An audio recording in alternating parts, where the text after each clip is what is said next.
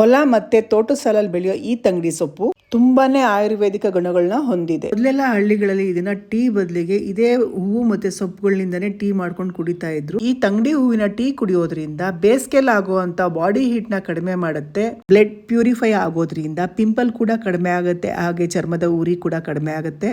Digestion problem ಹಾಗೆ gastric ಕೂಡ avoid ಆಗುತ್ತೆ. ಹಾಗೇನೆ ಶುಗರ್ ಕೂಡ ಕಂಟ್ರೋಲ್ ಮಾಡ್ಕೋಬಹುದು.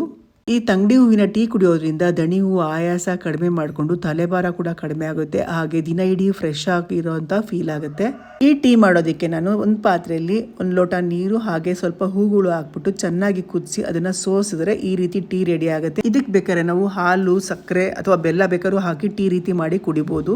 ಹಾಗೇನೆ ಹೂವು ಮತ್ತೆ ಎಲೆಗಳನ್ನ ನೆರಳಲ್ಲಿ ಒಣಗಿಸ್ಬಿಟ್ಟು ತೆಗೆದಿಟ್ಕೊಂಡ್ರೆ ಗ್ರೀನ್ ಟೀ ರೀತಿ ಕೂಡ ನಾವು ಯೂಸ್ ಮಾಡ್ಕೋಬಹುದು. ಈ ವಿಡಿಯೋ ನಿಮಗೂ ಕೂಡ ಇಷ್ಟ ಆಗುತ್ತೆ ಅನ್ಕೋತೀನಿ. ಇಷ್ಟ ಆದರೆ ಲೈಕ್ ಮಾಡಿ, ಶೇರ್ ಮಾಡಿ, ಫಾಲೋ ಮಾಡಿ.